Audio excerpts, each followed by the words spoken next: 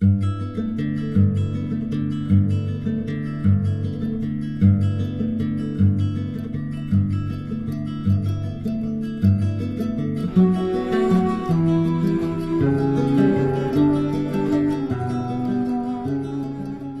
sido convocados aquellos que entre los miembros de la escuela hemos considerado que han sido nuestros maestros en la formación y en los análisis.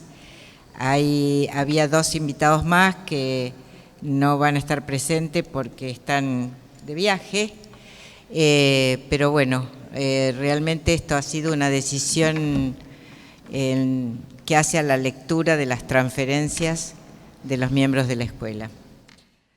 Buenas tardes, feliz aniversario para los miembros de la Escuela Sigmund Freud de Rosario. Es un honor estar aquí en la mesa que Guillermina llamó de los maestros, porque en realidad debo decir que yo hablé en la escuela y he sido convocada a hablar en la escuela cuando era una joven analista, muy distante de ser una maestra de nada, y la escuela apostó por mí, con lo cual mi merecido homenaje realmente se los agradezco. Le agradezco a la comisión directiva por el esfuerzo de esta reunión y a Guillermina que me cursó la invitación.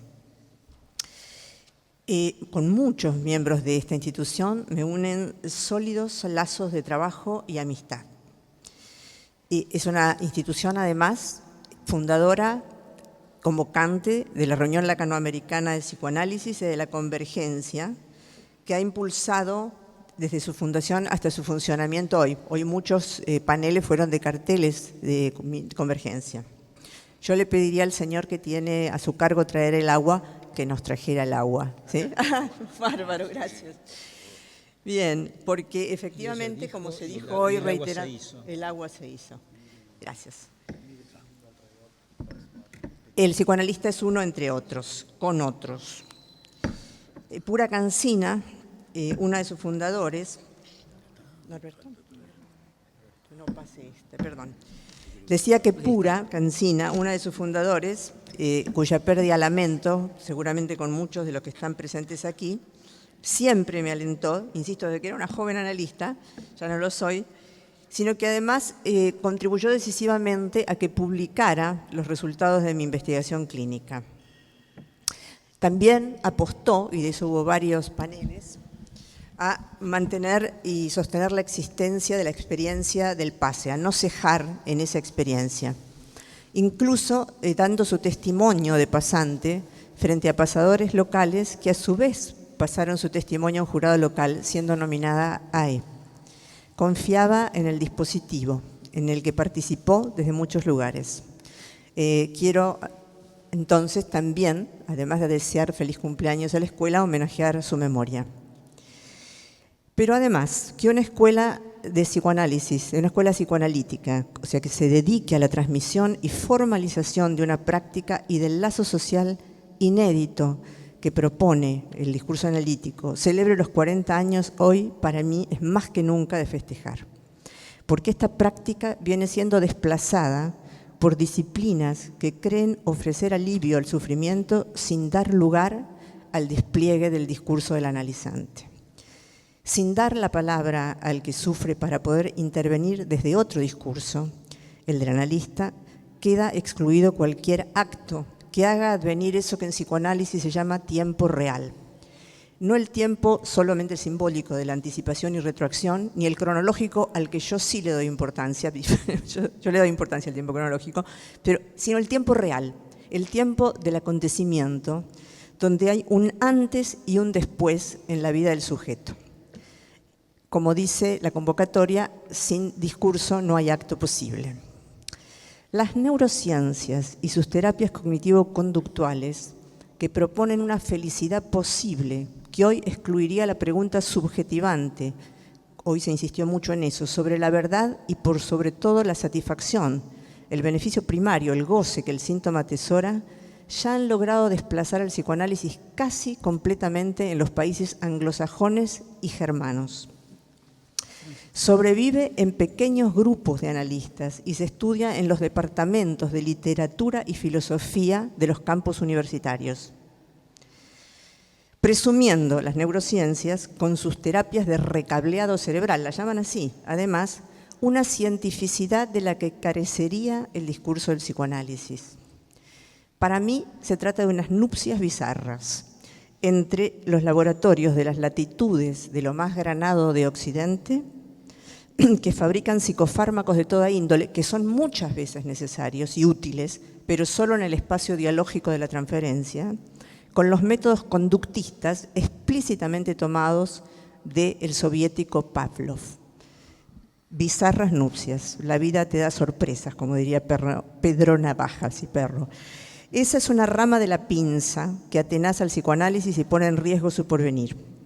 Aunque no creo, si es que los psicoanalistas nos despabilamos y comenzamos una interlocución seria, pueda ganar la partida.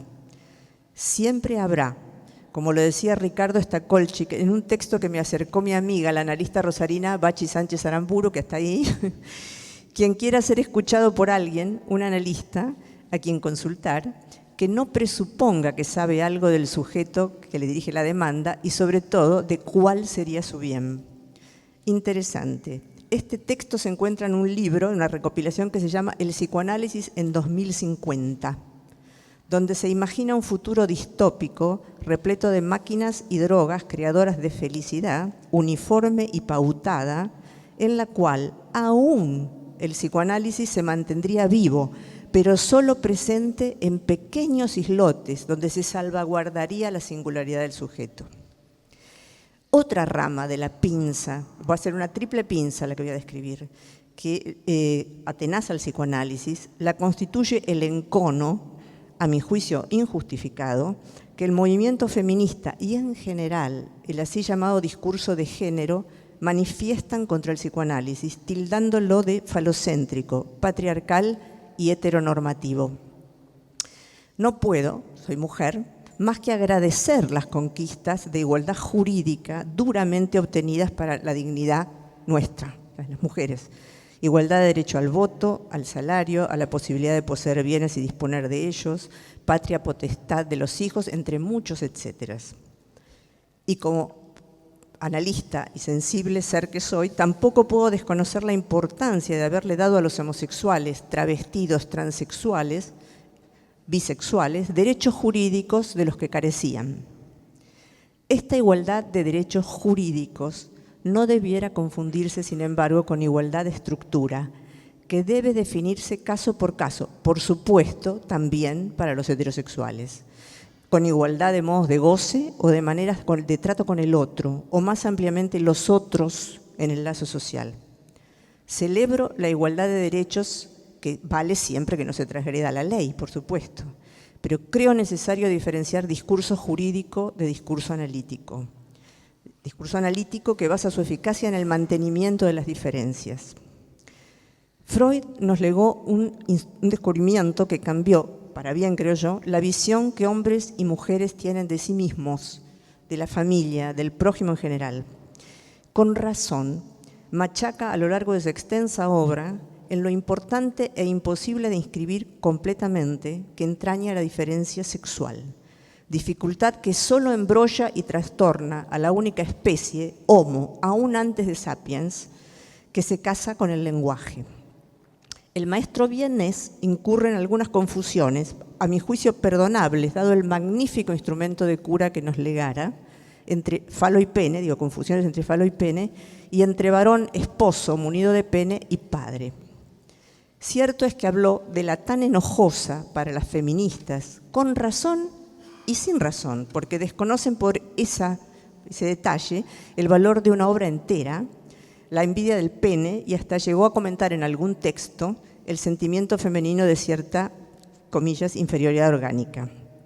Aún así, aunque dejara para las mujeres como salida exitosa del Edipo el casarse y tener un hijo, honesto como siempre lo fue, Freud jamás editó un historial, aún a sabiendas en nota a pie de página, los errores que había cometido, y en general los había cometido cuando al inicio de su práctica prescribía para sus pacientes mujeres la norma de la heterosexualidad.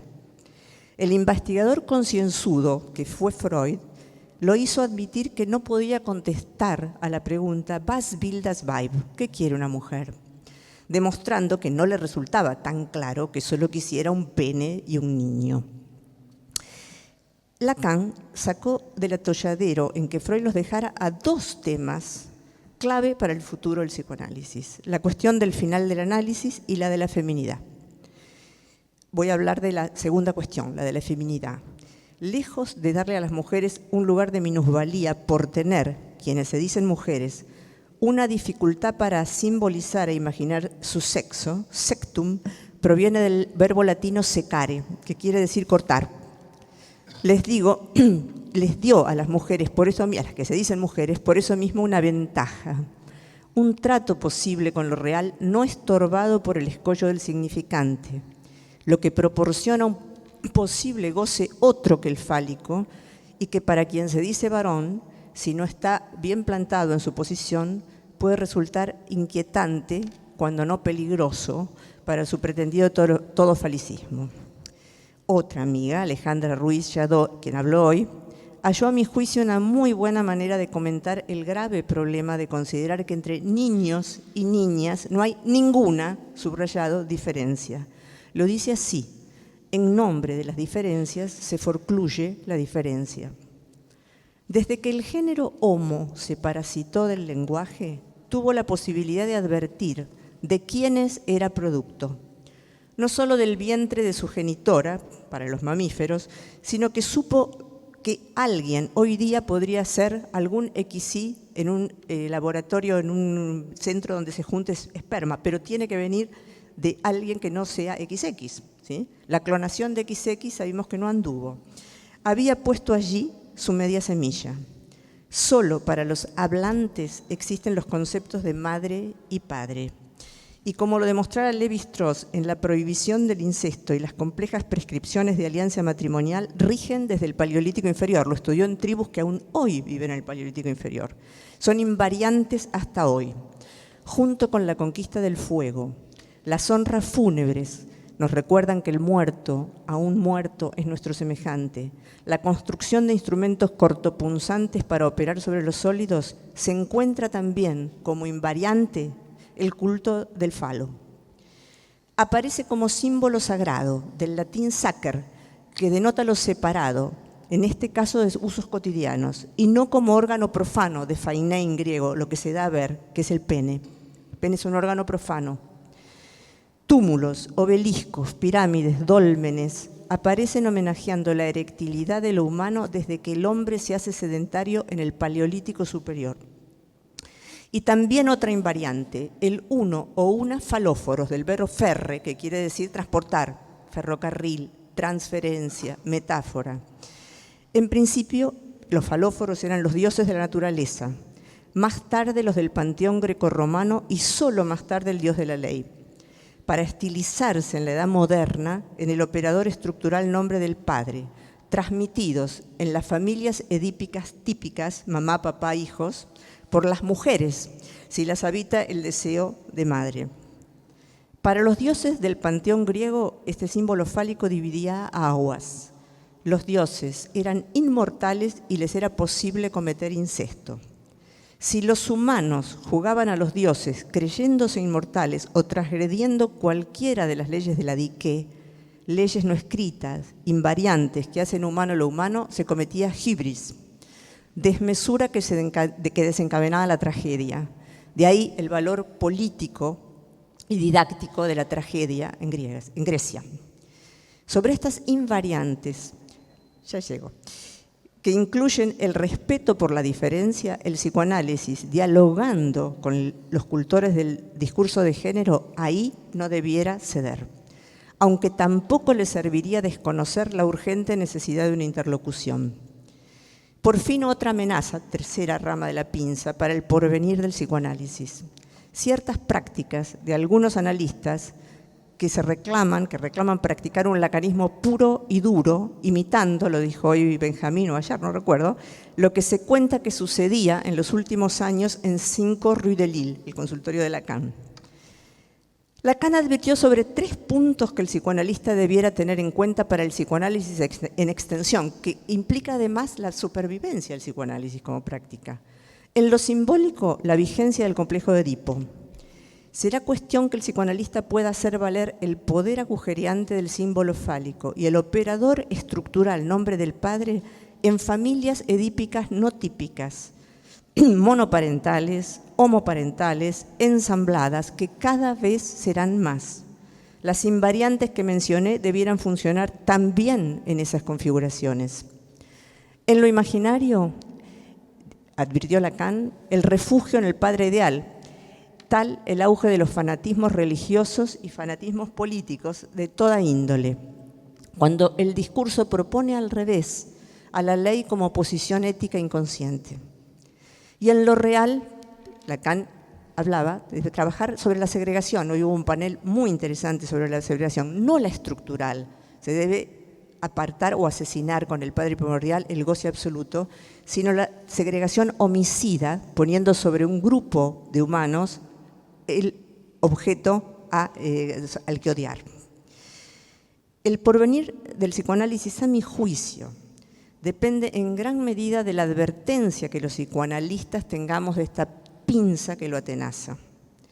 De no tomar esto en cuenta, su discurso podría reducirse, como lo pensaba Ricardo en este texto que me acercara a Bacci, a pervivir en pequeños islotes, y no como una práctica, como todavía creemos que la hay, y es cada vez menos, que hace lazo social inédito. Bueno, gracias.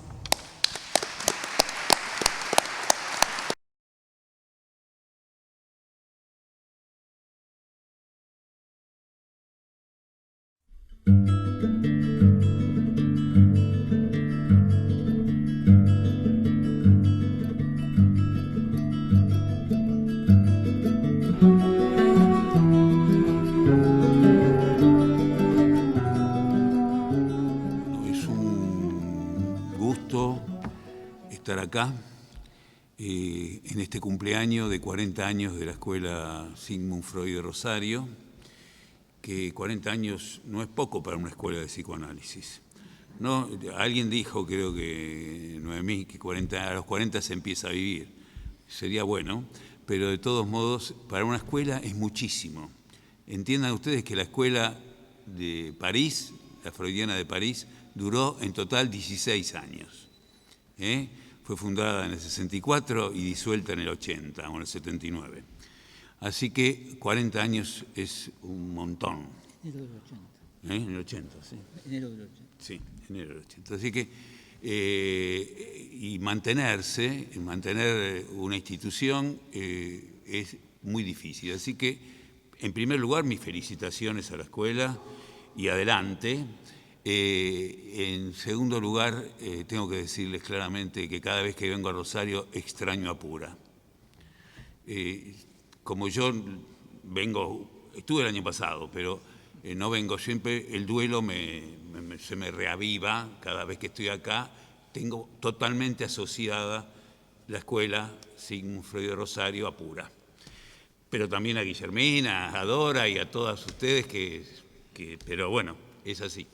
Uno se da cuenta cuando no está el otro, cómo duele su ausencia. Bien, yo también voy a hablar del porvenir del psicoanálisis. Dije que el año pasado estuvimos acá con nuestro retorno a Lacan. En esta oportunidad fue desde Rosario, el retorno a Lacan, porque Rosario siempre sigue muy de cerca lo que pasa en Buenos Aires. O sea, habíamos convocado desde Buenos Aires retorno a Lacan y Rosario nos dio lugar y se propuso también que desde Rosario retorno a Lacan, y les aviso que el sábado que viene vamos a estar en La Plata, desde La Plata el retorno a Lacan. Porque el hecho que una escuela persista y siga adelante, esto tiene que ver con el porvenir del psicoanálisis. El porvenir del psicoanálisis depende de los analistas. Cada uno de nosotros es responsable de que el psicoanálisis continúe. Que continúe, y yo adhiero a las palabras de Silvia sobre las amenazas del psicoanálisis, que van a estar siempre. Las amenazas al psicoanálisis están desde que el psicoanálisis apareció con Freud. Y ya se lo dio por muerto muchas veces y superado, etcétera. Y somos nosotros los que podemos hacer que el psicoanálisis siga estando presente, porque Lacan ha dicho que el analista es testigo, con su presencia, del inconsciente, del concepto del inconsciente. ¿Y qué quiere decir? Que el analista, de alguna manera, forma parte del concepto de inconsciente, así lo dice. Quiere decir que, y lo dijo de muchas formas, ahora me estoy acordando cuando Lacan, cuando inaugura la sección clínica de Vincennes, y eso es después del famoso prólogo a la edición inglesa, que toman a algunos, desde que ahí dice Lacan que es un análisis, que es la clínica psicoanalítica, es lo que se dice en un análisis. Y ahí dice, en algún momento de su exposición, que es necesario que los analistas rindan cuenta de lo riesgoso que su práctica tiene. Lo dice de varias maneras, pero convoca a los analistas a que den cuenta de su práctica. O sea que los analistas hablen, que transmitan, es fundamental para que el psicoanálisis perdure. De lo que dijo Silvia, yo me voy a quedar con la última parte, porque es la que más me preocupa a mí personalmente en este momento. Por supuesto que las neurociencias, que el cognitivismo, que el conductismo, ya lo habían dicho, creo que escuché hoy un poco de lo que dijo Ana Casalla, son un peligro, y la farmacología, y etcétera, son un peligro para el psicoanálisis, pero a mí me preocupa mucho que quienes se dicen psicoanalistas y se digan lacanianos entren en una cuestión de desviación del psicoanálisis, de adjudicarle a Lacan cosas que Lacan por ahí dijo descontextualizadas.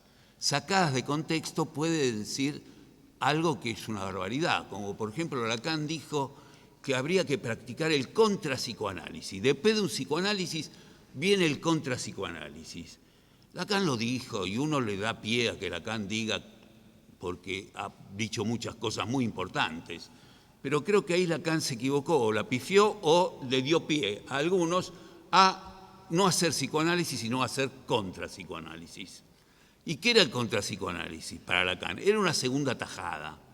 Recordaba Lacan a Freud cuando Freud decía, de alguna manera, que el analista cada 5 años tenía que volver a analizarse, etc. Pero esta segunda tajada que dice Freud para restituir el nudo en un nudo borromeo es su manera de introducir en ese seminario que hoy Noemí Sirota trajo, el 24, era la manera que tenía Lacan de introducir lo real. El psicoanálisis es simbólico, real e imaginario. Y solo el psicoanálisis referido a lo simbólico,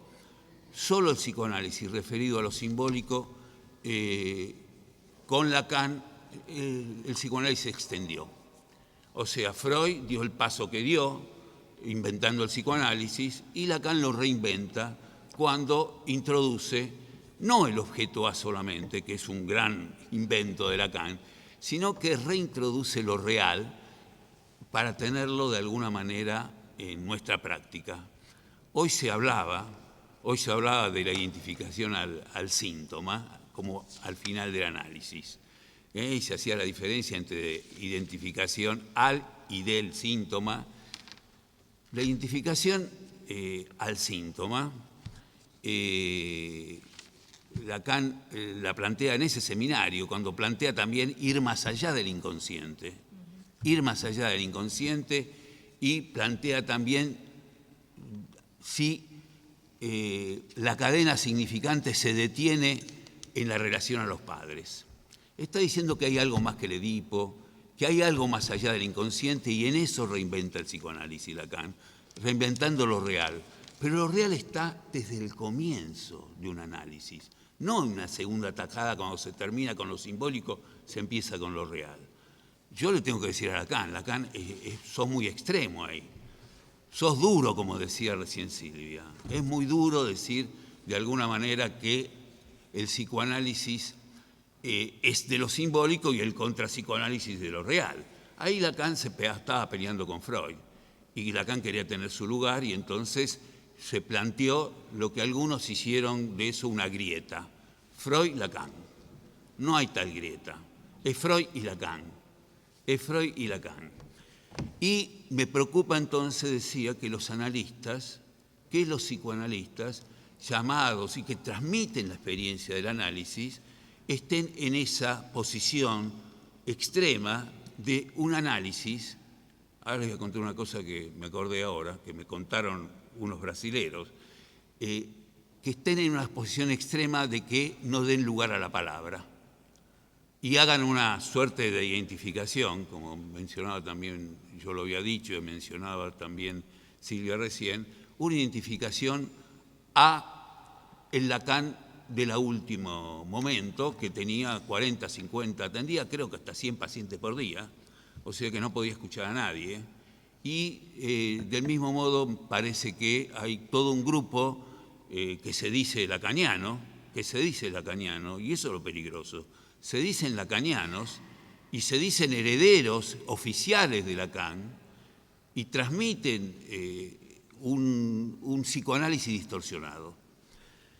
Entonces, ir más allá del inconsciente seguro es lo que Lacan de alguna manera extiende, es lo que Lacan extiende de la experiencia de Freud, de la transmisión de Freud.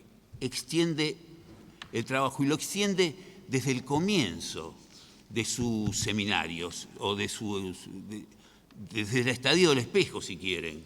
Siempre Lacan fue agregando de alguna manera en el discurso, en el texto de Freud, siempre fue de alguna manera avanzando. Bien.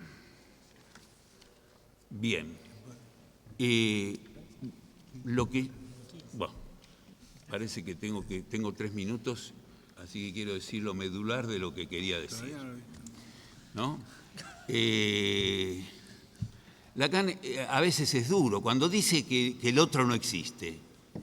Es durísimo, porque al infant, ¿quién lo recibe? Está bien, lo recibe una mamá y un papá con deseo.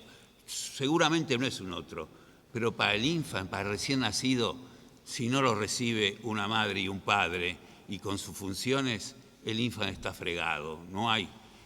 Y que me digan que el otro no existe, cuando yo iba por la ruta tenía que pagar peaje, y hay que pagarlo porque el otro lo dice.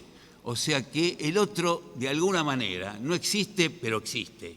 Quiero decir, entiéndase bien que el otro, vivimos en un contexto social donde el otro está. Están las reglas, están las prohibiciones, y eso está. Ahora, el otro no existe, puede ser que ningún sujeto singular es el otro. Es verdad, ningún sujeto singular es el otro, aunque se llame Trump. No es el otro, pero tiene poderes. Y de los poderes de esos otros, nosotros nos tenemos que cuidar. También los analistas tenemos que cuidar del poder que nos da la transferencia. El poder que nos da la transferencia es algo fundamental que uno tiene que declinar de ese poder. Porque si no, uno hace cualquier tipo de abuso, como puede hacerlo cualquier arbitrariedad o cualquier amo. Entonces,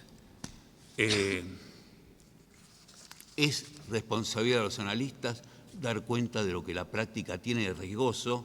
Y lo último que quiero decir, porque es en lo que estoy yo en este momento, que ya me vieron criticar un poco a Lacan, dije que esto es muy extremo de que el otro no existe. Tenemos que contextualizar que el otro no existe.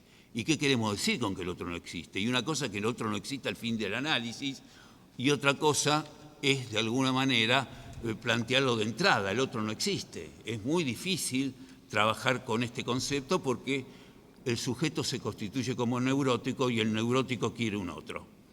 Entonces hay que deshacer a ese otro con mucho cuidado. Deshacerlo quiere decir, de alguna manera, que el sujeto se identifique al síntoma, diría yo. Cuando Lacan dice de estas tres identificaciones, cuando habla de que no es identificarse al inconsciente ni identificarse al analista, ojo, porque muchos lacanianos se han identificado con Lacan y se presta a identificarse con el analista. Y bien, entonces lo que quiero decir, que me parece que cuando hablamos de retorno a Lacan, no hablamos de un retorno religioso a Lacan, sino de un retorno productivo. Es decir, también nos corresponde, yo me di cuenta un poco tarde, a esta altura, recién me doy cuenta que yo puedo discutir con Lacan y no tengo que estar de acuerdo, pero no contradecirlo o sacarlo de contexto. Entonces me parece que el porvenir del psicoanálisis depende de que los analistas rindan cuenta de su experiencia y también el porvenir del psicoanálisis dependa de que podamos encontrar los puntos límites de Lacan para poder extender nuestra práctica más allá. Nada más.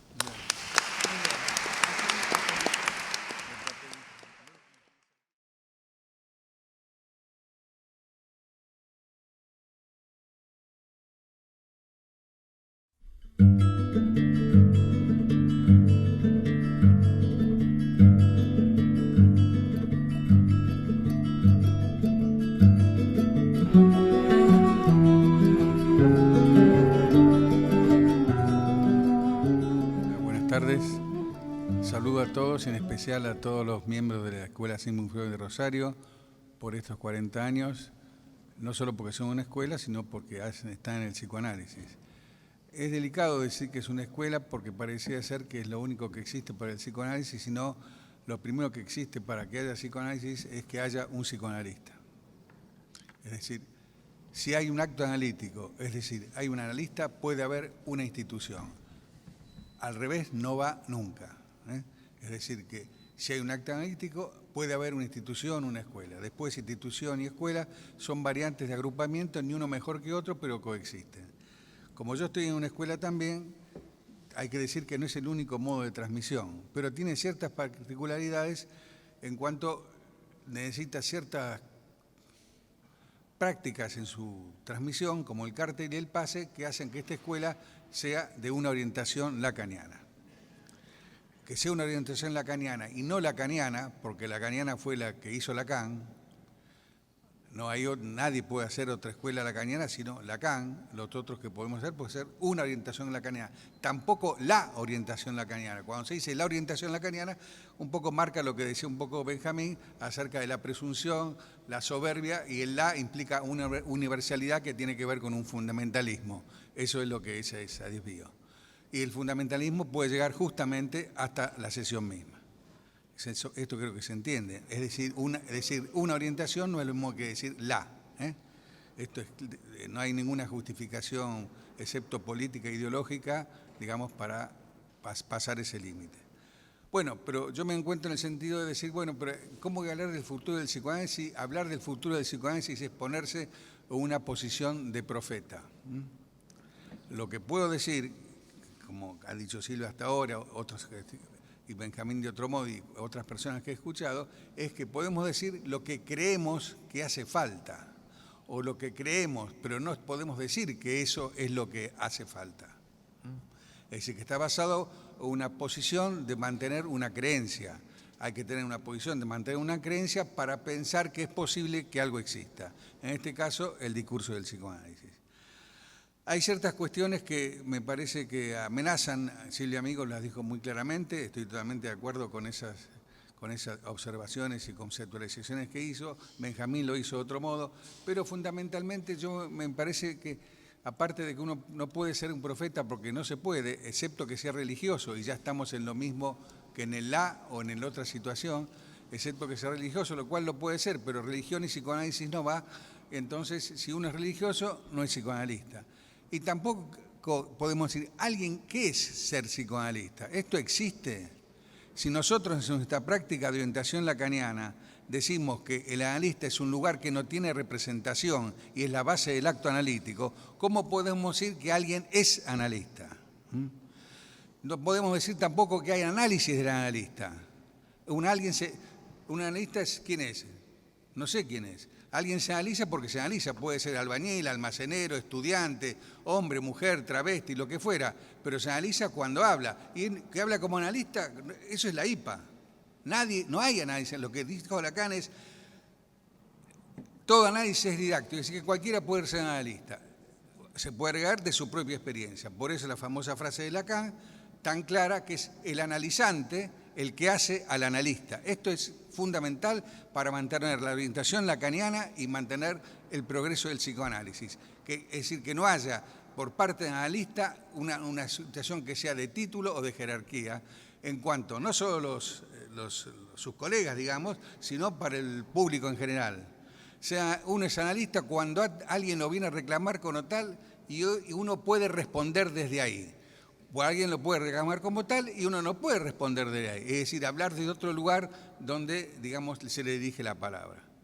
En este sentido, un analista puede ser definido por eso y es un lugar que no tiene representación.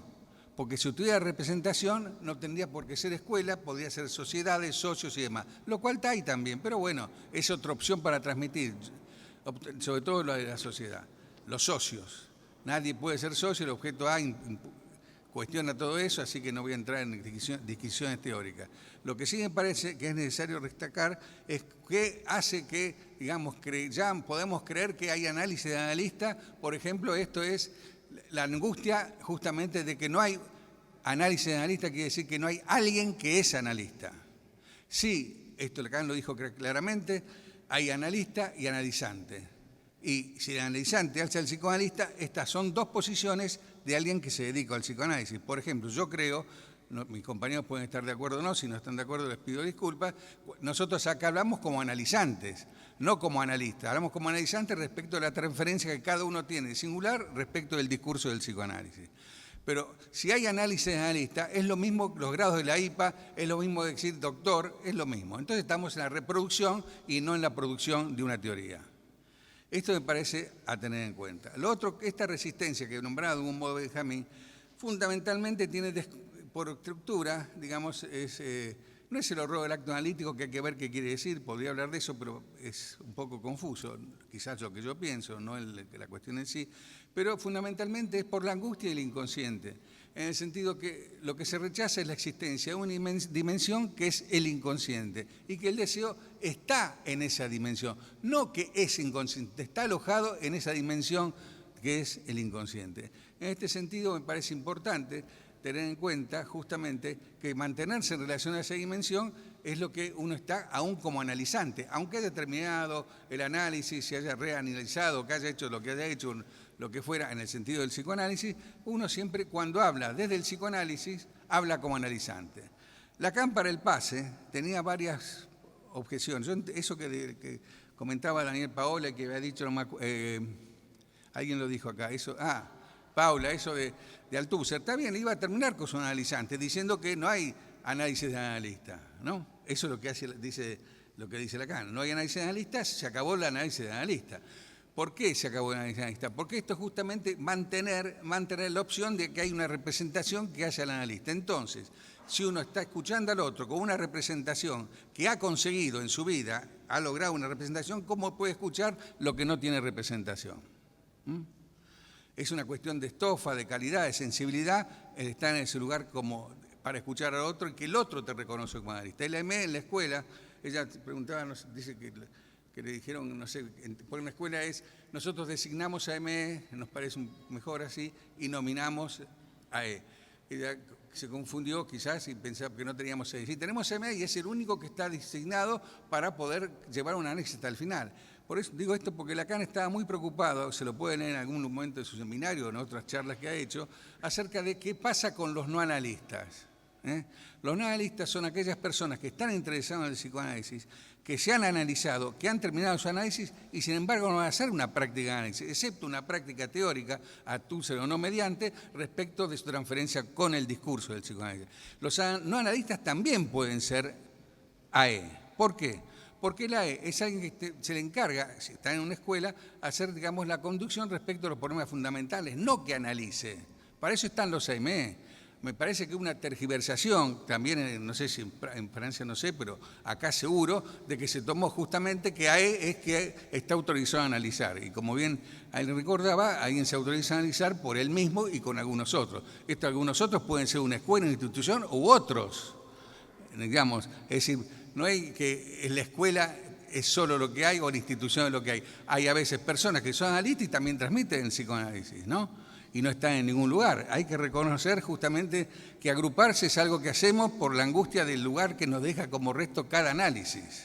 Nos agrupamos para ver si puede haber alguna palabra, no que elaborar ese duelo, sino salir de ese lugar de objeto que quedamos casi en cada sesión, como si esto es así, mejor para el paciente o el analizante, ¿no?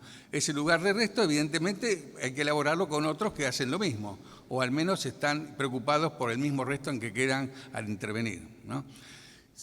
¿Cómo alguien puede quedar como resto una operación del análisis, el analista al final de un análisis, si es analista? No puede quedar como resto. Entonces, transmitir esto y transmitir la existencia de lo inconsciente para mí es básico para que haya un futuro del psicoanálisis. En tanto es un discurso que es el único discurso como la social que puede interrogarse a sí mismo. Como decía Benjamín en este punto, interrogarse a sí mismo en tanto no haya una exageración del poder que da la transferencia, no usarlo. Si se lo usa ya estamos en otro discurso. Todos los problemas, digamos, de resistencia por parte del analista los llevan a usar el poder de la transferencia, ya sea por no escuchar, que a cualquiera le pasa, ¿no es cierto? Y nos tiene que pasar porque nadie es un analista, y digamos también porque existen cosas que quizás no deberíamos estar tan de acuerdo. Por ejemplo, psicopatologizar el síntoma. Esto es algo que del psicoanálisis algo que puede orientarnos, como el diagnóstico, sirve para orientarse al principio, cómo ubicarse, si sentarse de un lado, es un chiste y no tanto, de otro, ¿no? Mirar o no mirar, ¿no? Pero no para dirigir la cura. El diagnóstico es una defensa del psicoanalista, esto es claro, ¿no? Así como quiere decir también psicopatologizar la cura. Yo, respecto al síntoma, tengo una definición que es mía quiero decir que la pensé, pero no quiere decir que sea la que tiene que ser, cada uno debe tener la suya para poder trabajar, es que el síntoma es esto que hablamos, aquello necesario que como seres hablantes y en tanto sujetos producidos por la reacción al lenguaje, creamos un artificio, algo para poder sobrevivir, que es el síntoma. Y somos no esclavos, pero estamos intermediados, por eso agazapados, escondidos, a veces luciéndonos con eso, ¿no? Etcétera. Son distintas posiciones clínicas. Lo que sí es seguro es que hay otra cosa que hacer con el síntoma, que yo no sé mucho sobre eso, si es al síntoma o del síntoma, eso no lo sé, quiero decir, lo he leído, pero no lo entiendo mucho. Lo que sí entiendo es que hay un momento donde el síntoma pasa a ser santoma. Esto es, cuando el síntoma puede ser instrumentado por el sujeto. ¿Instrumentado cómo? Porque está liberado del patos que todo síntoma no santoma conlleva, ¿no? Por eso decía que para mí, para decir que es estar como psicoanalista, me gusta César Pavese. Es un oficio como el oficio de vivir. Es cierto, me faltan 3 minutos, no para vivir por suerte, sino para terminar de hablar. No, porque hay problemas con eso, yo tuve problemas. Bueno, pero lo que quiero decir es que por ese ritmo cronológico que decía Silvia es importante, pero lo que yo pienso es que justamente esta posición, ¿cómo puedo decir? Cada sesión se repite, Freud lo decía, Lacan, lo repetimos, pero más allá de esto, hay algo que no podemos engañarnos con, que hay un punto donde nunca llegamos a saber. Creer que podemos saber es una de las principales resistencias del analista. Esto no quiere decir que tengamos que estudiar de 10 horas 11. Eso es otra cosa. Creer que podemos saber al otro, al que nos hable, esa es la mayor resistencia. Para hacer eso hay montones de terapias, hay la psiquiatría, lo que fuera, donde todo se trata que yo sé aquel a que me habla. Esto es la función del gran otro que decía Benjamín. El otro gran otro te dice que te sabe, ¿no? Entonces, bueno, no sé si se acuerdan, hay una cuestión que la aprendí de una banda de rock que se llama La Chicana, que el chico de 3, 4 años le decía a la madre, mamá, todos fuimos engañados, ¿no? Hasta que nos dimos cuenta que la madre mentía, pasó un tiempo. Todos fuimos engañados, que decía, mamá, ¿qué, hijo mío? ¿Por qué me dijiste ayer que hoy era mañana? Bueno, nada más.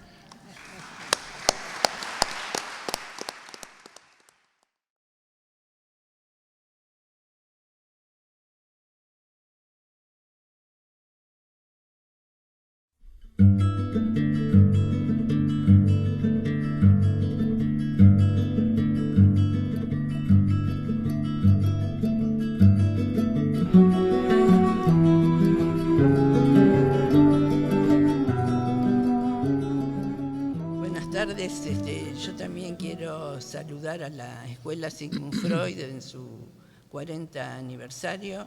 Efectivamente coincido con lo que se ha dicho ya varias veces y que subrayaba Benjamín.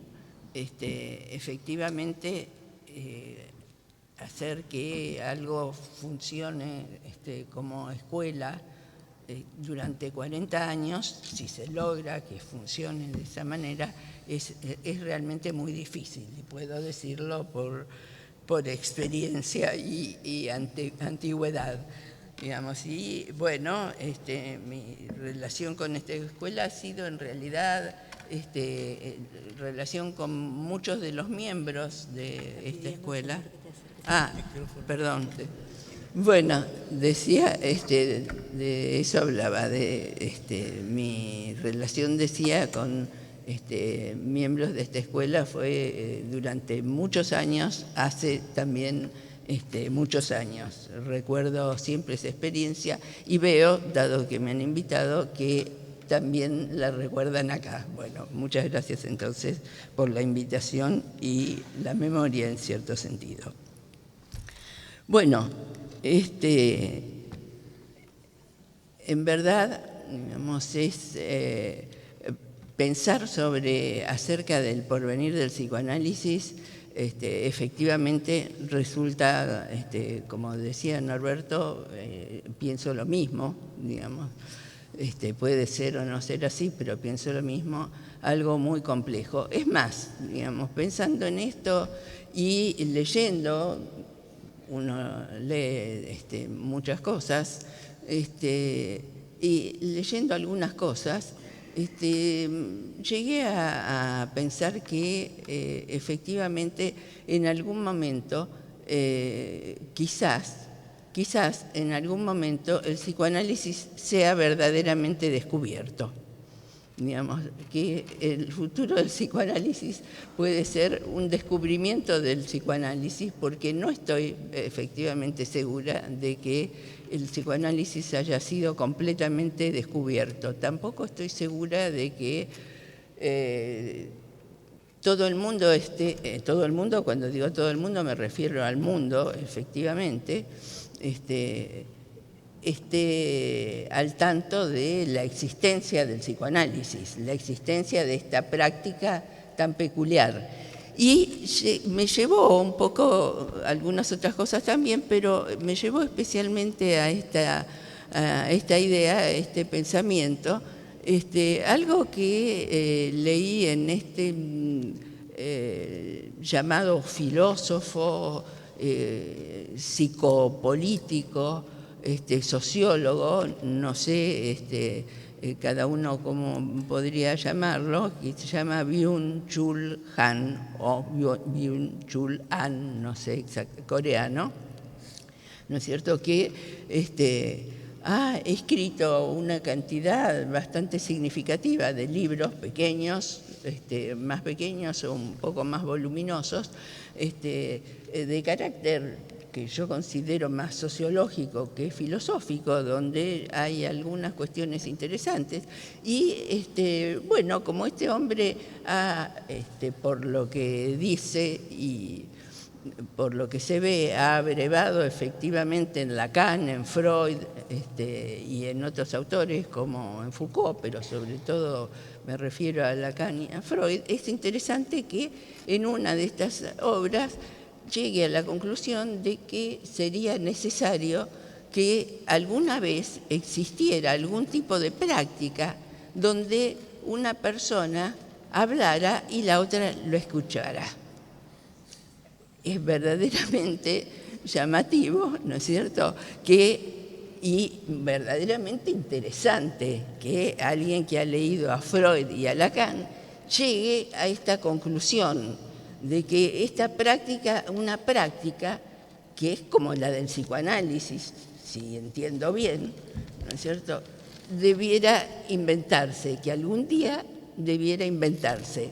Digamos, en este sentido, digamos, me parece muy interesante porque nos muestra que alguien puede efectivamente tener un conocimiento, tener una serie de conocimientos, poder hablar, escribir, leer, digamos, sobre y respecto del psicoanálisis utilizando el psicoanálisis como instrumento y no tener absolutamente ninguna idea respecto de la práctica que el psicoanálisis es, de la práctica que el psicoanálisis conlleva, de lo que es esencial, lo que hace a la esencia de esta práctica y a la esencia del psicoanálisis.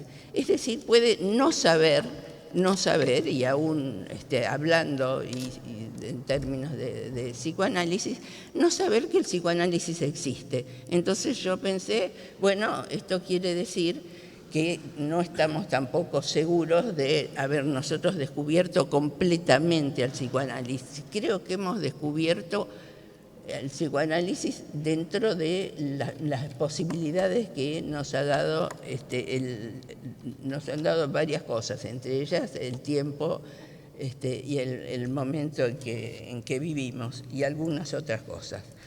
Pero, bueno, esperemos que eso, que el porvenir del psicoanálisis sea su redescubrimiento. ¿Qué es lo que hace tan difícil el entender de qué se trata en esta práctica, digamos, por quienes supuestamente están o realmente están alejados, y también qué es lo que hace para nosotros, digamos, tan difícil la experiencia del análisis, la experiencia de lo que es una escuela, digamos, qué es lo que hace a este orden de cuestión que es, digamos, que parece ser la esencial, digamos, la que tiene que ver con la relación que tenemos los hablantes con el lenguaje y que produce, digamos así, tiene como producto eso que llamamos un sujeto. Ese sujeto es algo que el psicoanálisis ha introducido y efectivamente, digamos,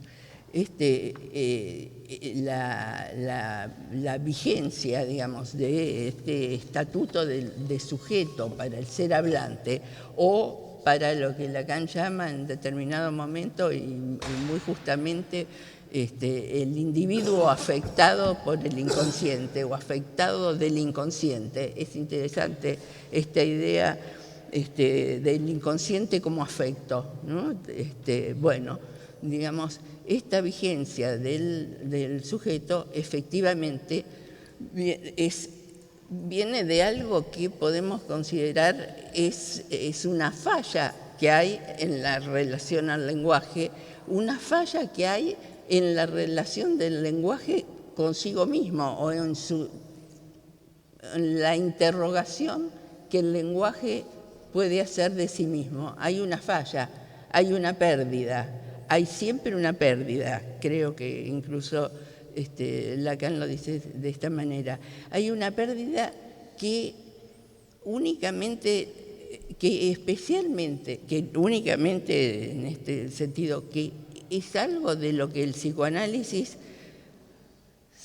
se hace cargo, digamos así, que es una pérdida que la filosofía muy precisamente sabe soslayar, una pérdida en lo que tiene que ver con la relación a la verdad, una pérdida que implica que no hay acceso, no hay recubrimiento del saber, entre el saber y la verdad, una pérdida que es eso con lo que tenemos esencialmente que contar. Esta pérdida está en el descubrimiento del inconsciente y hace a la condición del análisis como práctica. No puede transformarse en otra cosa, es algo que al operar en la práctica, en la relación con el lenguaje y al operar con el lenguaje, es una pérdida que se produce, es una pérdida que que el psicoanálisis no puede soslayar, y lo que hace a esta diferencia entre el psicoanálisis y la filosofía. Hay una relación del sujeto con el lenguaje que es uno de los problemas cruciales y tiene que ver con qué significa, con lo que está en juego en el hacerse de un concepto. Es la pregunta de, bueno, ¿cómo se hace un niño de un concepto de las cosas? O de otra manera, ¿cómo aprende a hablar? O, bueno, vamos a ver que esta pregunta de cómo se hace un niño el concepto de las cosas, es algo, ¿no?, que Lacan encuentra un ejemplo de esto que me pareció interesante de recordar. Seguramente muchos los tienen presentes, pero es interesante porque hace a cómo consideramos el concepto en psicoanálisis. Y ese ejemplo es uno que presenta Darwin, el ejemplo de el niño que identifica que adopta, digamos, el significante quack, digamos, o quack, digamos, para nombrar al pato, y nombra de la misma manera, digamos, con el mismo significante al pato que al agua, y luego a las aves en general, y finalmente ¿a qué? Finalmente a una moneda que en la que hay acuñada un águila, ¿no es cierto? Y va a llamar de esta manera es decir, es la función misma allí del significante que Lacan toma, digamos, en la relación al concepto, y que toma de este ejemplo de Darwin. Hace poco, un coloquio sobre la voz y la mirada, creo que fue allí que Benjamin Dohm mencionó el hecho de que su nieta, de que su nieta dice de sí misma, se llama a sí misma, digamos, vos, en realidad decía él.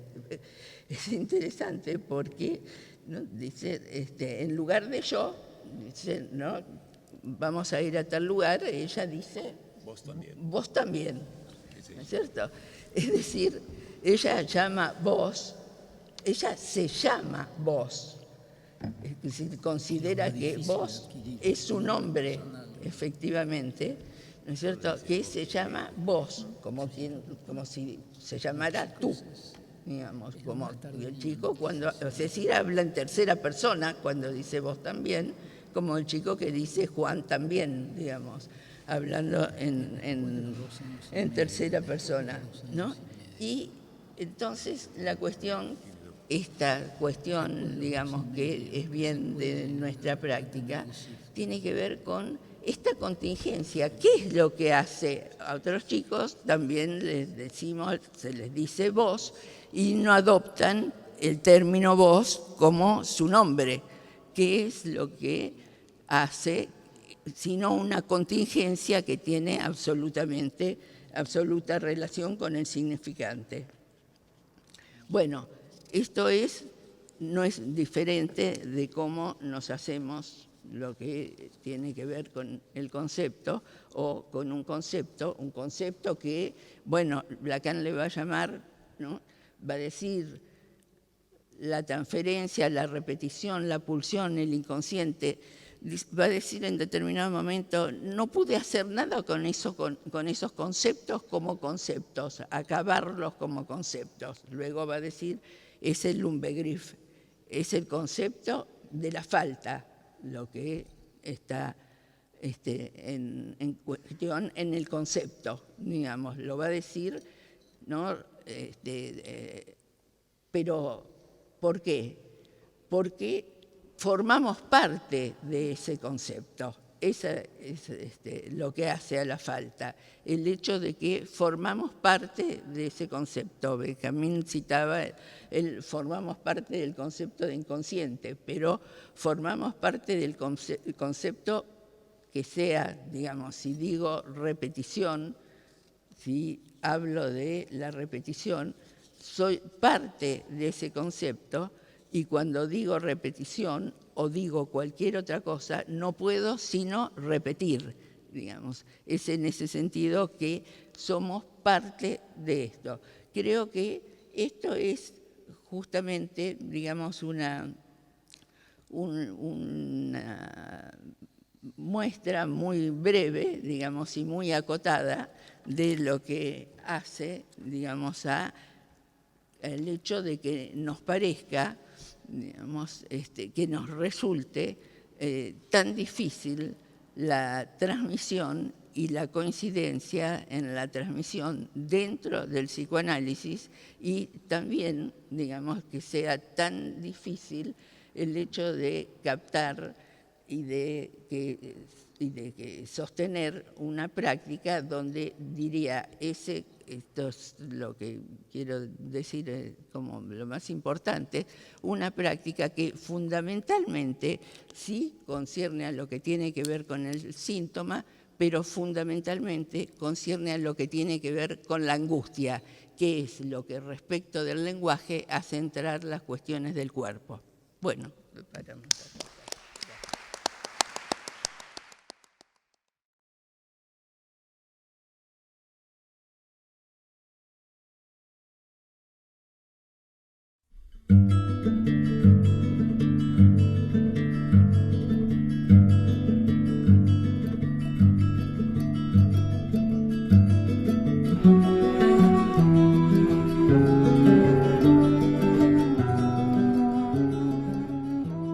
Buenas tardes.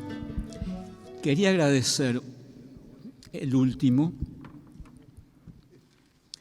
a la escuela Sigmund Freud, a su comisión directiva, esta invitación y la invitación a esta mesa.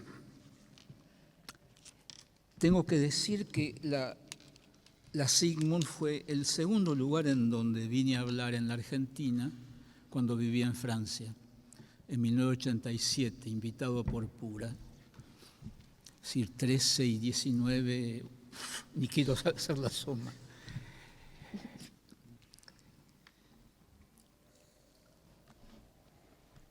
Voy a hablar solamente de la práctica analítica. Hay una paradoja en la dirección lacaniana de la cura, y creo que va a ser la primera vez que en público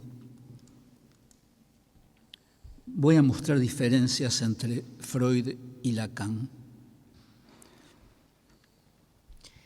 Hay una paradoja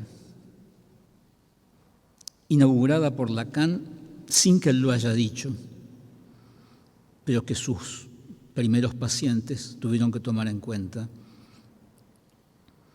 La paradoja es insuflar al narcisismo del paciente, aumentarlo, para falicizar al paciente. Pero no es solamente porque el paciente viene deprimido o con falta narcisista, sino que ese procedimiento es lo único que permite que cuando el analizante dice yo pienso, en realidad a quien hace hablar es al ello. El paciente cree que habla él,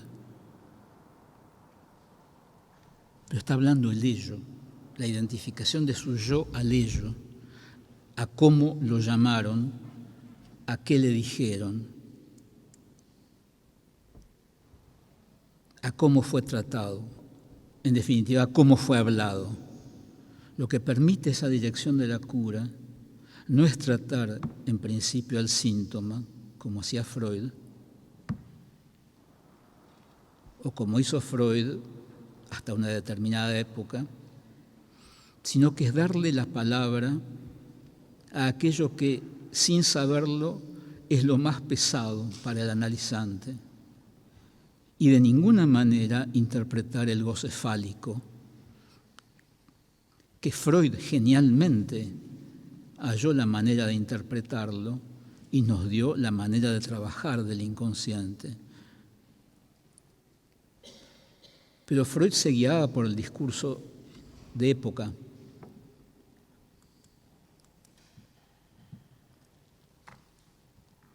El giro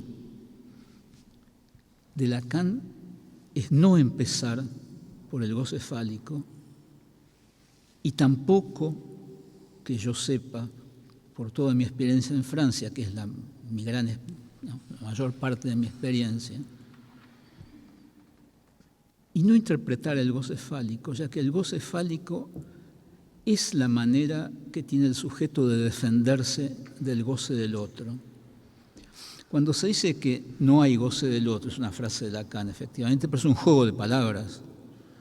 Hay que tener mucho cuidado con los juegos de palabras de Lacan.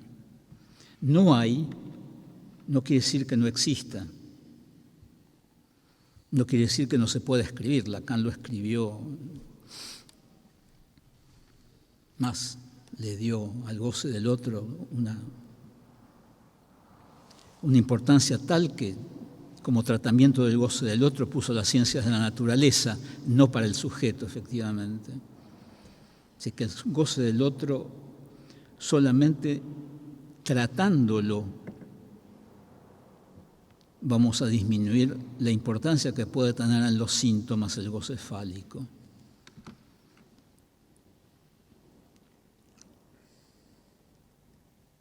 Es un goce supuesto, pero es un goce que existe.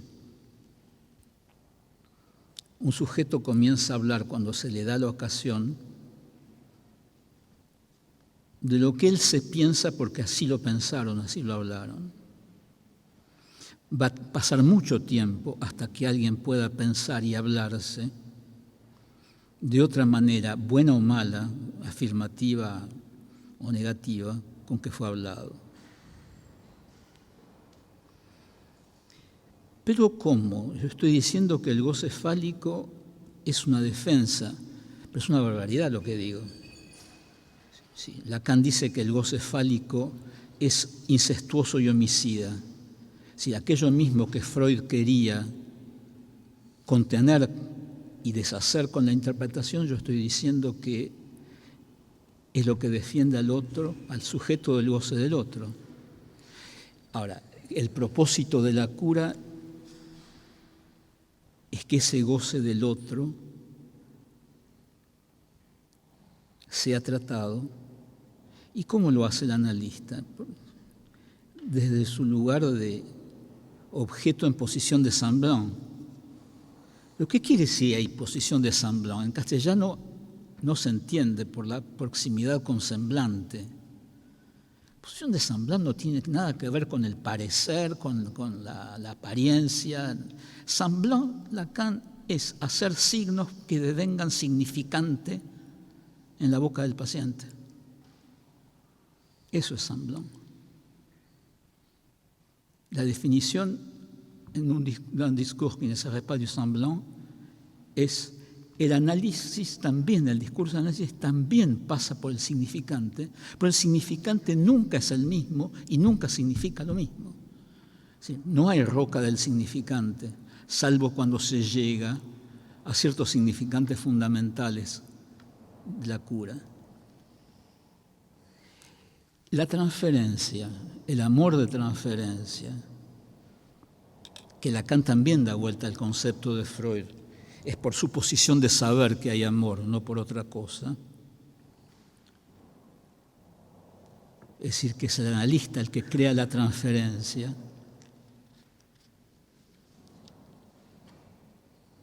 Es algo que hace pasar a una cierta sublimación del goce fálico. Pero la sublimación no es fundamentalmente del goce fálico como creía Freud. La sublimación es del goce del otro. O bien podemos decir que el amor sexual de un hombre por una mujer es sublimatorio. Así. Porque al amarla sexualmente, la aloja en la vacuola de la cosa, con lo cual su goce ya no es más incestuoso y homicida. Por otro lado, se podría pretender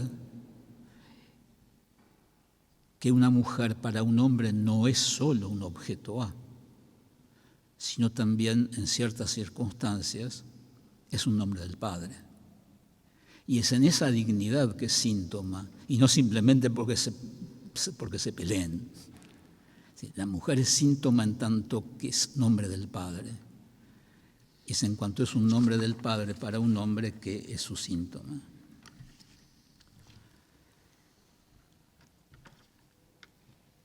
La cuestión no está en el hecho de que en el goce del neurótico haya también un goce perverso, que es el goce del fantasma,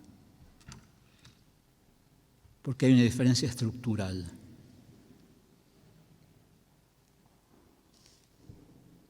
En el perverso y en el psicótico, el objeto está de los dos lados del espejo. Para el neurótico solamente de uno, y no es preespecular. Es decir, la diferencia es de estructura y no del goce. Por eso, en el gran artista, la sublimación es necesaria, no cesa. Como para los analistas en general, uno no puede vivir sin analizar. No es una dependencia, como diría la psicología. No cesa de escribirse, con una fuerza que porta al sujeto, que lo lleva. ¿Qué es la fuerza de la pulsión? ¿Qué quiere decir sublimación?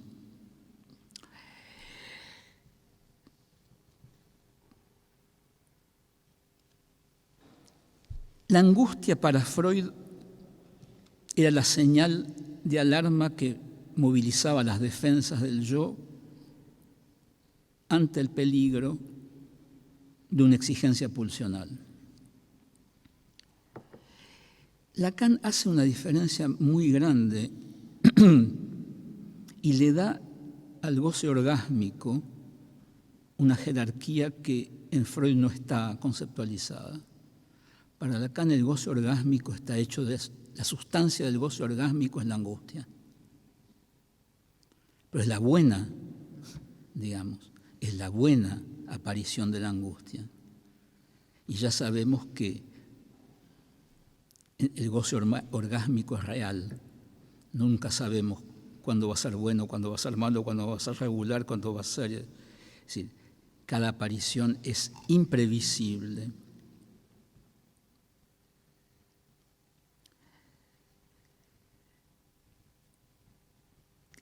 Y ese goce, tanto como la angustia, no engaña, pero no nos da ningún saber sobre por qué pasó, con quién pasó, y no sabemos nunca qué nos va a decir. El problema de la pulsión y los problemas que tuvo la IPA con la pulsión se deben a que aún los analistas alemanes y austríacos que lo leían o lo habían leído a Freud en alemán y después empezaron a pensarlo en inglés, se olvidaron que cuando Freud dice, yo decía en castellano, se dice también igual en francés, no se entiende, exigencia pulsional. Exigencia, la palabra exigencia se dice en alemán Anspruch. Anspruch. Spruch es el dicho, es un participio antiquísimo del verbo sprechen, hablar, decir. Es decir, que ya en la palabra Spruch hay el verbo hablar. Y Anspruch es la dirección, hacia. Está el otro. Y luego, Spruch puede ser derecho, una sentencia. Ya los usos de la palabra nos están diciendo que la pulsión viene tanto del ello como del superyo, en todo caso del lugar del otro. Sí, de ese lugar que no existe, efectivamente. No existe a partir de un determinado momento. Por eso nos aferramos a que exista, pero efectivamente no hay. Desde que hay fantasma no hay más gran otro.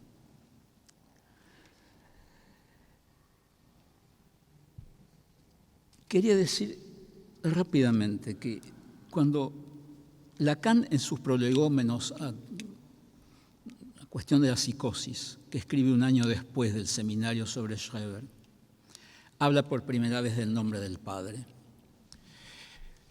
Yo cuando leí eso en 1967, los escritos llegaron 2 meses después a la Argentina, de cuando apareció en diciembre del 66, yo los compré en febrero del 67. Bueno, ahí dije, esta es mi vía. No entendía mucho, les quiero decir que no entendía mucho. Pero esa mezcla de Freud en alemán, con Heidegger, con Aristóteles y con la matemática, eso me atrajo de una manera, bueno, nunca me pude deshacer de esa atracción. Pero cuando dice el nombre del Padre, a mí me quedé pensando, sí, está todo el concepto, la represión del deseo materno, ¿no? Después se complica, se dice de muchas maneras, pero a mí me quedó, ¿por qué Lacan usa nombre del Padre? ¿Qué es? Nombre. Es, en el pacto judío, se habla de Hashem, que es la única manera de designar sin saber quién es Dios, o en nombre del Padre, del Hijo y del Espíritu Santo. Sí. ¿Qué está diciendo Lacan cuando usa la misma terminología, el nombre y nombre del Padre? Que primero son primordiales, pero que la ceremonia de la Brit Milá y del bautismo no tienen eficacia para el sujeto. En la repetición hay una ironía. Sí, son instituyentes de una comunidad, pero eso no le sirve al sujeto. No quiere decir de ninguna manera que eso haya entronizado al significante del nombre del Padre en él. Solamente el psicoanálisis va a hacerlo. Y esta semana, este último mes, estuve leyendo un trabajo tardío de Gershom Scholem, es el mayor historiador y teórico de la mística judía del siglo XX. Y este trabajo no lo conocía, y es un trabajo muy chiquito, pero me obligó a leerlo varias veces. Extraigo solamente una cita del año 26, de una carta. Hay un conjunto de cartas que se escriben Gershom Scholem, Franz Rosenzweig, un filósofo judío importante, y Walter Benjamin. En el 26 Scholem escribe, quien haya leído a Borges tiene el nombre de Scholem en la oreja, el lenguaje es nombre. Es en el nombre que está escondido y oculta la potencia del lenguaje. Es en él que está sellado el abismo que encierra. Lacan no pensaba de otra manera. Sí, en el 54 en prolegómenos a toda teoría de la psicosis. Lo conocía ya, alguien le habló de Scholem y de sus cartas entre él, Walter Benjamin y Franz Rosenzweig, que escribió una obra importante, pero ya es una filosofía del judaísmo, la estrella de la redención. Tiene menos importancia, no como destinatario de Scholem, pero para nosotros, para el psicoanálisis. Si no lo conocía, de todas maneras Lacan en esa época conocía suficiente a los doctores de la Iglesia, a San Alberto Magno, a Santo Tomás de Aquino, porque en la Suma Teológica Santo Tomás discute con el judaísmo, porque ya leyó a Maimónides. Si Maimónides es alguien que Santo Tomás leyó, comenta y discute. Y se pregunta por el tetragrama de Rabí Moshe, Santo Tomás. ¿Por qué para los judíos no es posible nombrar a Dios?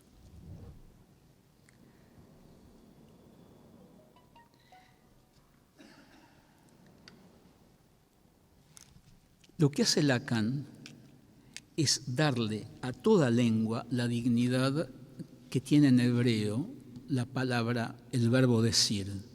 Decir, devarim, yo digo devarim en hebreo. Digo, y digo formo algo, formo una cosa. Cuando en el Antiguo Testamento, no en el Génesis, como está dicho en griego, sino en Bereshit, encabezamiento, Dios dijo, creó la cosa que dijo. Esa posibilidad del hebreo está en toda lengua. Y Lacan, por eso no lo cita en hebreo, pero dice, toda lengua tiene esa potencia, y es la potencia de la palabra del Padre para el infans, que lo crea y que crea aquello que está hablando para el otro, que deviene, de infans deviene sujeto. Davar, el sustantivo que se forma del verbo, es la palabra y la cosa. Nosotros perdimos en Occidente, el discurso de la ciencia nos hizo perder en Occidente la capacidad de vislumbrar de que la palabra de los padres, ahí sí son gran otro, crean al sujeto de una determinada manera. Y al mismo tiempo permiten pensar que también toda esa inmensa polémica entre la IPA y Lacan sobre las representaciones de cosa es no saber alemán, cosa que es increíble que los alemanes y los austríacos Sachen no son las cosas en alemán, no son las cosas en sí, son mis pertenencias. Cuando voy a Alemania o en Austria, voy a un lugar, me dicen, lassen Sie bitte Ihre Sachen hier. Deje sus pertenencias, su saco, su impermeable, su sombrero, su paraguas. Sachen son cosas nombradas ya. Así que cuando se traduce a Freud representaciones de cosas, no es cierto, es una mala traducción. Si el inconsciente freudiano es un inconsciente, sí, de cosas, pero de cosas que ya están creadas por la palabra. Nada más, gracias.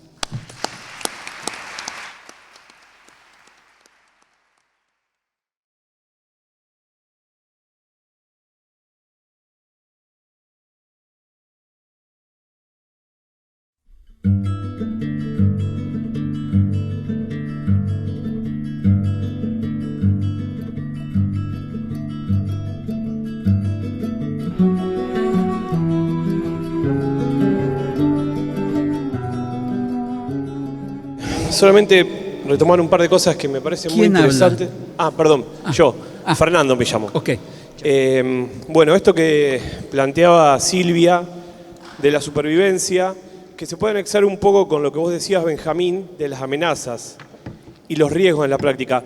De todos modos, el tema de la supervivencia es fuerte, porque la supervivencia implica una lucha por la vida, donde el otro, de alguna manera, se puede pensar como que es destruido, lo que aparece como amenaza.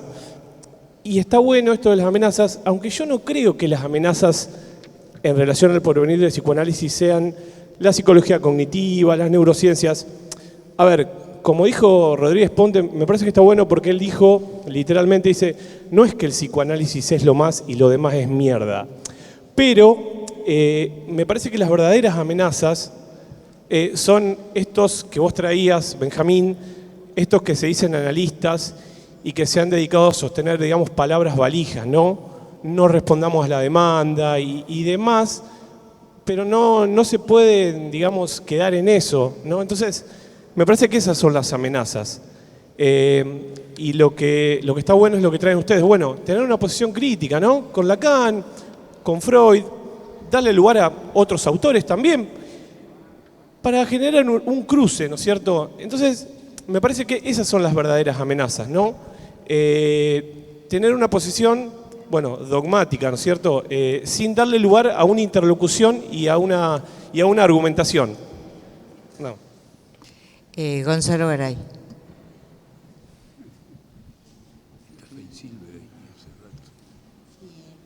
Bueno, muchas gracias a todos. Una pregunta para Norberto y otra para Héctor. Norberto, el lugar del analista es un lugar vacío. El analista no es, en este sentido. ¿Coincide con el lugar del deseo del analista? No sé si hago la pregunta para Héctor, sería, en hebreo o en la potencialidad de otras lenguas, ¿el decir es un ilocutorio, es decir, un performativo? Para el bebé, para el infans. Sí. Perdón. Nada más, gracias. Edgardo Feinsilver. Bueno, en principio quería agradecerles a la mesa todo lo que nos han expuesto. Me preguntaba, agradecerles o felicitarles. Uno felicita a los que piensan igual que uno, a los que piensan diferente. En principio, estoy de acuerdo con decir que les agradezco porque esta mesa estaba convocada como mesa de los maestros y los maestros son los que nos hacen pensar. En ese sentido, yo creo que, bueno, Maître, que es la mesa de los maîtres, son la mesa también de los amos, pero los amos no son los tiranos. Los amos son los que hablan desde el inconsciente y por lo tanto los que nos interrogan. Así que bueno. Nada. ¿Nada? ¿No se escuchó nada? No sé. Hay mucho ruido de sala, por favor. Pero no voy a repetir. Sí. Bueno, unos muy breves comentarios a todos por lo que dijeron. Me pregunto esto si es lo mismo decir mujeres si son madres o madres si son mujeres. A mí me gusta pensarlo desde Freud, el tema de la elección del cofrecillo, donde una mujer es tal en tanto se considera madre que se despliega como paridora, amiga y castradora. Entonces me parece como que esa es mi posición freudiana. En cuanto a la cuestión del semblante, me parece muy importante la idea de que se trata de hacer signo que devenga significante. Es un concepto que nos lo debemos retrabajar, me parece, y que nunca estuvo abandonado en la obra de Lacan. Me parece muy importante la diferencia entre la identificación al síntoma, no sé qué diferencia realmente es para discutir, al o del, pero sí es cierto que hay que aceptar la diferencia entre la identificación al síntoma o del síntoma y al síntoma. Me parece muy importante eso. Lacan los escribió con matemas diferentes, ese chiquita, mayúscula y sigma, se nota que son cosas diferentes. Y en ese sentido, para concluir, quiero decirles que me pregunto hasta dónde nosotros no somos también religiosos. Eso, hasta dónde podemos decir que el psicoanálisis no es religioso. Me parece que yo no lo veo así, ¿no? Lacan decía, Dios mío, créanme, síganme, porque lo religioso son los nombres del Padre. Por lo tanto, si no hay nombres del Padre, no existe la dimensión de sujeto. Entonces a mí me parece que no se trata de que haya o no religiosidad, sino de qué religiosidad se trate. Bueno, muchas gracias. Dora Gómez. Bueno, solamente porque quiero agradecerles y voy a tomar lo que dijo Edgardo, que ustedes no pudieron escucharlo, que era en relación a que esta mesa convocada como los maestros y que según él los maestros son los que nos hacen pensar. Entonces suscribo eso y les agradezco que en relación a esto que nos convoca, nos transmitan nuevamente que de lo que se trata cada vez es de interrogar a nuestra práctica. Con eso fue uno de los decides por los cuales fundamos esta escuela, para estar con otros interrogándonos por nuestra práctica. Bueno, a modo de agradecimiento. Bueno, damos la palabra para que... bueno, empezamos. Sí, perdón. Bueno, no sé qué decir, a quién contestar, pero voy a contestar algo que quisiera aclarar. Me parece muy importante eso del maestro, sí, es así, uno es amo, etcétera, pero una resistencia al psicoanálisis es no darse cuenta que lo único que amo que hay es el inconsciente. Esa es la fundamental resistencia. Respecto del goce del otro, Lacan hace una cosa con la relación sexual. Primero dice, existe o no existe la relación sexual, bla, bla, bla, bla, y después dice, no hay. Esto es mucho más terminante. Podemos decir que el goce del otro existe o inexiste, estamos dentro del existir, pero lo que no podemos decir es que hay goce del otro. Esto es importante porque el existe es una diferencia fundamental, me parece. En ese sentido, de acuerdo con Héctor, porque el hay o no hay marca si hay desierto o no hay desierto. Si hay desierto es significante, y si no hay desierto, no hay. Y si no hay, no hay. Eso, nacemos al no hay, no al no existe, ¿no? Después, respecto del psicoanálisis, me parece que la dificultad de estar en un lugar como analista, porque preguntaba Gonzalo Garay, es una dificultad común, digamos, si uno se toma la vida como el oficio de vivir, ¿no? Alguien dijo, no me acuerdo quién de acá, que uno, si trabaja como analista, tiene ese oficio, le cuesta dejar de hacerlo, ¿no? Porque no es un modo de vivir. Lacan creo que lo dice en un momento, bueno, pero más allá que él lo diga o no, no tiene importancia.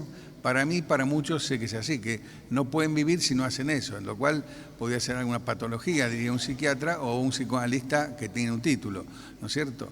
Es decir, me parece que el problema para el psicoanálisis es que para universalizarse, que todos los conozcan, tendría que ser cómo transmitir algo que por sí tiende a ser secta, digamos, para defenderse del inconsciente, y que esto es para todos, y cómo hacer que esto a la vez tiene su singularidad. Por eso, para mí, tengo un lema para la cuestión del analista, que es que analista puede ser cualquiera, pero que cualquiera no es analista. Esto me parece algo, porque después de todo, si hay algo de la castración que tiene que ver con el lazo, es cuando uno es uno entre todos y la disparidad es la singularidad, que es la castración.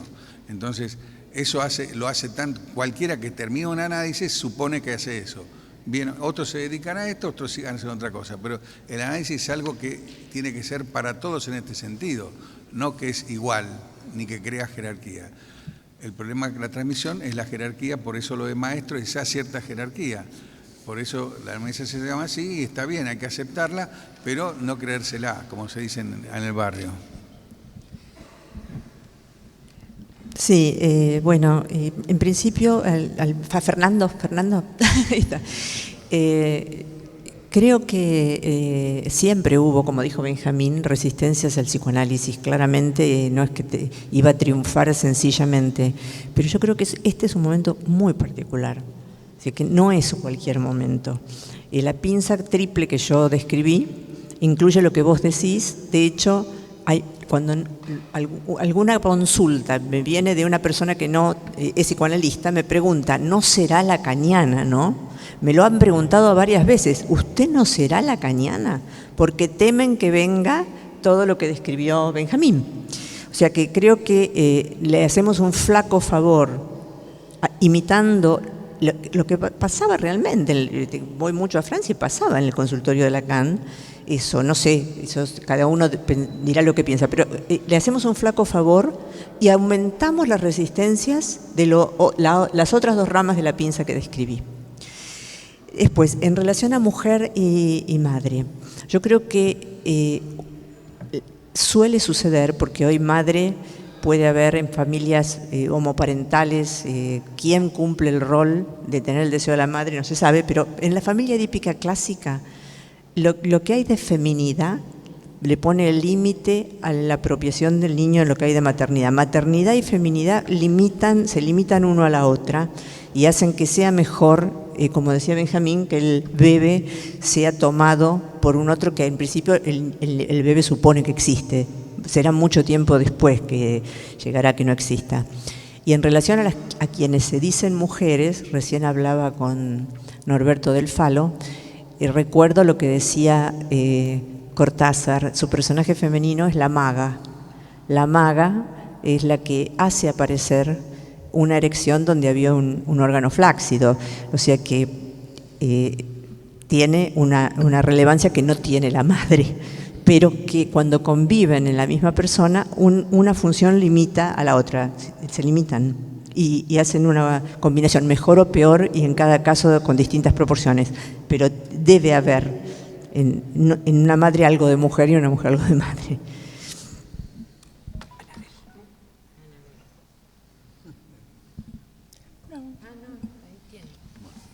Acá tenemos.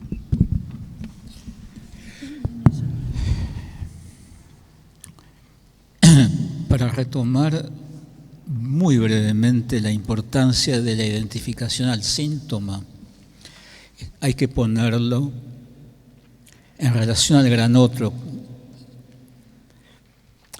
El gran otro, la mejor definición que da Lacan en los años 50 es el tesoro del significante.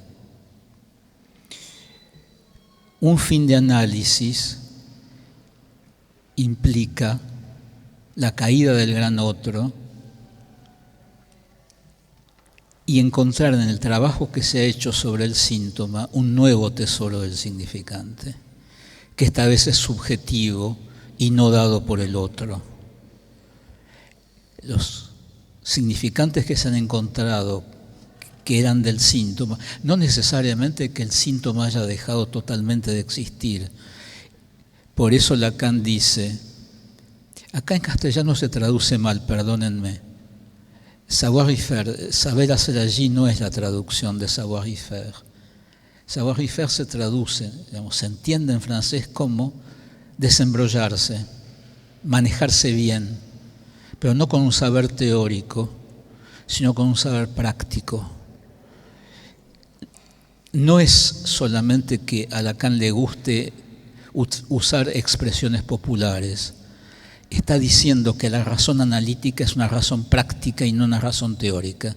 Por eso utiliza modismos lingüísticos populares. Esa es la razón profunda, porque Lacan puede ser un teórico exquisito, pero al mismo tiempo habla siempre un lenguaje popular.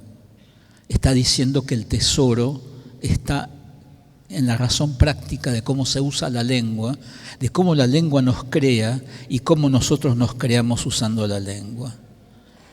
Eso tiene una importancia ética fundamental, de que la razón analítica no es teórica, que no es probando cómo sabemos o cuánto sabemos Lacan, que nos pueden considerar como analistas.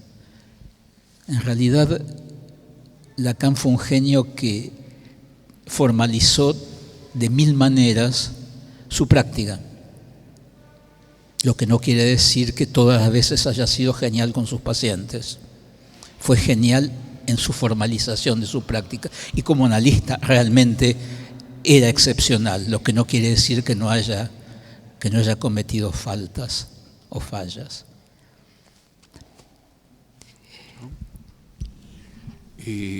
Quiero aprovechar un minuto solamente para decir, para reforzar algo que ya había dicho.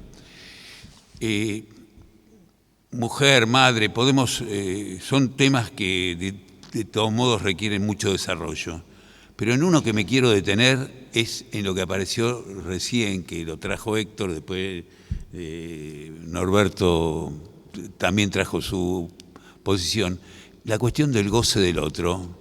En Lacan es confusa. Tenemos que decidir, porque por ahí dice goce del otro inexistente.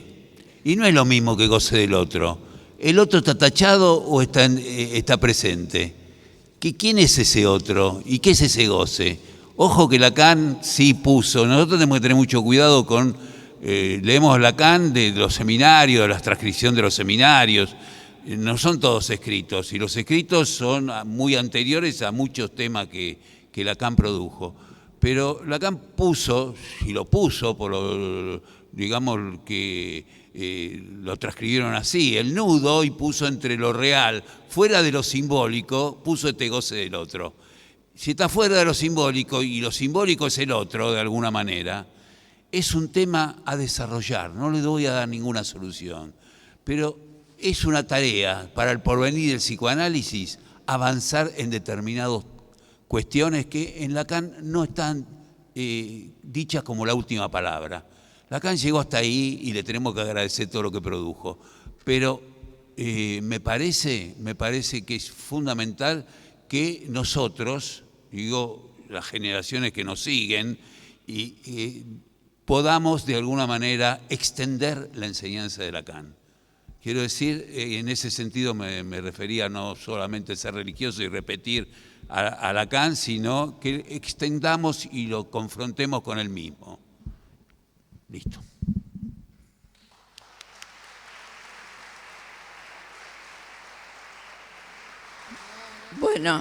Bueno, no, ya terminamos, pero es solamente que en tanto que se hizo como un eje de la cuestión acerca del goce del otro, me pareció interesante considerar, o sea, tener en cuenta, digo yo, que el psicoanálisis no es una lengua.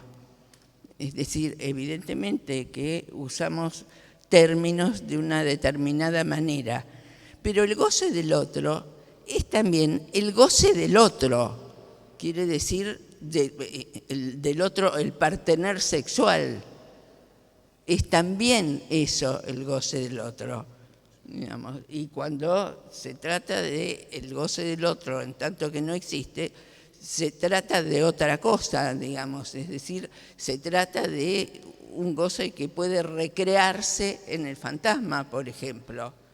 Entonces, por eso digo, ¿no?, que no hablamos una lengua, no es un idioma y tampoco es un lenguaje.